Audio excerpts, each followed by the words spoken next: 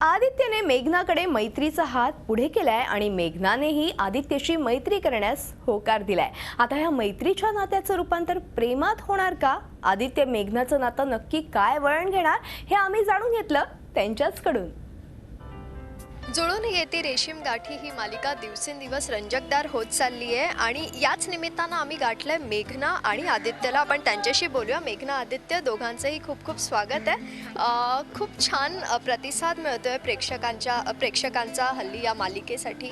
काय सांगावं असं वाटतं, काय कसं आनंद व्यक्त करावं असं वाटतं? लई भारी वाटतंय आणि सगळ्यांना सर्वप्रथम नववर्षाच्या खूप साऱ्या शुभेच्छा। आणि आपण ज्यांच्या मनोरंजनासाठी हे सगळं करत असतो, सगळा घाट घातलेला असतो, त्यांच्या पसंतीस ती गोष्ट उतरते आहे हे ऐकून खरंच बरं वाटतं, समाधान वाटतं की कुठे ना कुठे लोकांपर्यंत पोचते, ते कनेक्ट करतात आणि त्यांना आवडतंय, पोचपावती मिळते, बरं वाटतं लगेच। आणि मला वाटतं तुला एक वेगळा प्रश्न करा असं वाटतं, कारण मुलींमध्ये तुझी जी फॅन फॉलोईंग आहे ती आता हळूहळू वाढत चालली आहे। कारण कुठेतरी ते जे कॅरेक्टर आहे आदित्य, ते त्यासाठी जबाबदार असावं। कारण मला वाटतं होणार सून मी या घरची या मालिकेतला श्रीसाठी जी क्रेज होती, आता हळूहळू ती आदित्यसाठी होतीये। काय सांगशील याबद्दल? नाही, सर्वांचीच मेहनत आहे याच्यामध्ये। म्हणजे ज्यांनी ते कॅरेक्टर लिहिलं, तयार केलं, आमचे सर ज्यांनी ते उभं करायला मदत केली, आणि ॲक्च्युली प्रत्येक मुलीला हवं असं ते कॅरेक्टर आहेच, तर त्यामुळे ते कॅरेक्टरच्या प्रेमात ते पडलेत आणि तसं होणं गरजेचंच आहे। जर आमची सिरियल लोकांना आवडली जावी असं आम्हाला वाटत असेल तर चांगली गोष्ट आहे आमच्या सगळ्यांच्या दृष्टीने, खूप बरं वाटतं।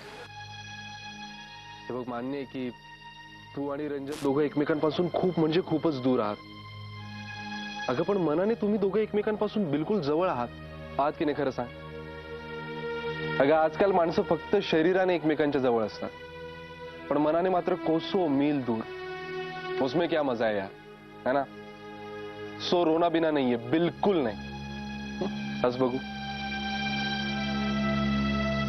इकडे बॉर्डरवर आपला रंजन शत्रूसमोर निधड्या छातीने उभा आहे, तो कोणत्या बळावर?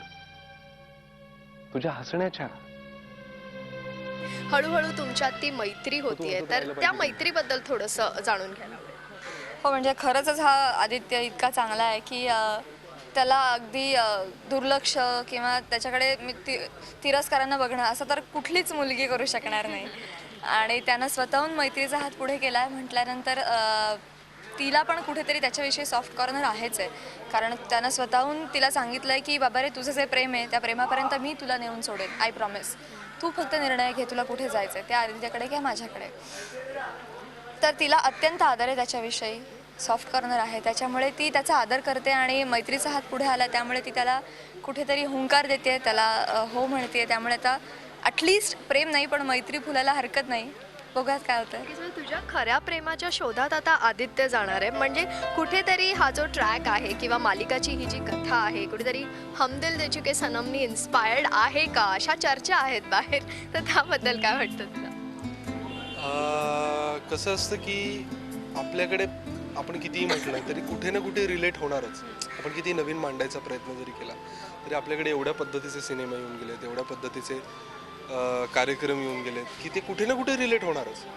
पण अगदीच आपण बघितलं तर तसं नाही आहे। आपली सिरियल जी सुरू झाली ती मुळातच सुरू झाली ती आदित्य आणि मेघनापासूनच, की आदित्य नंतर इंट्रोड्यूस झाला वगैरे असं नाही। तुम्ही जर तिथे लोक रिलेट करत असतील त्या गोष्टीशी आणि ती पॉझिटिव्ह असेल तर चांगली गोष्ट आहे, पण असं काही असेल असं काही नाही। आमचं मूळ कल्पना होती आणि ती तशी फुलते आणि ते दिवसेंदिवस नवीन तयार होत चाललं आहे आणि तसंच ते पुढे क्रिएट होतं। आणि तसं बघायला गेलं तर असं म्हटलं जातं की जगात फक्त 7च कथा आहेत, 7च रंग आहेत, 7च कथा आहेत, तर कुठे ना कुठेतरी गोल गोल फिरून येणारच आहे, त्यामुळे असं काय वाटत नाही। तुमच्या दोघांची केमिस्ट्री ही प्रेक्षकांना पसंत पडते, तर या केमिस्ट्रीसाठी काय वर्कआउट करता, म्हणजे ऑफ स्क्रीन काय धमाल मजा मस्ती? त्याचं सगळं क्रेडिट याला आहे। हा खूप आहे, पण अत्यंतिक हसवतो, खूप खूप घाणेरडे जोक सांगतो, खूप गात असतो। घाणेरडे म्हणजे काय ते सांग त्यांना। म्हणजे पीजे आपण ज्याला म्हणू, सॉर्ट ऑफ कोंबडी हत्ती मुंगीवाले। त्यामुळे आम्ही सतत हसत असतो, त्यामुळे ट्युनिंग मला एकंदरीत तिला म्हणायचं माझं सेन्स ऑफ ह्युमर चांगलं आहे। यानंतर चॅनल कट्टामध्ये आज आपण इथे संपतोय। तुम्ही पाहत राहा झी 24 तास।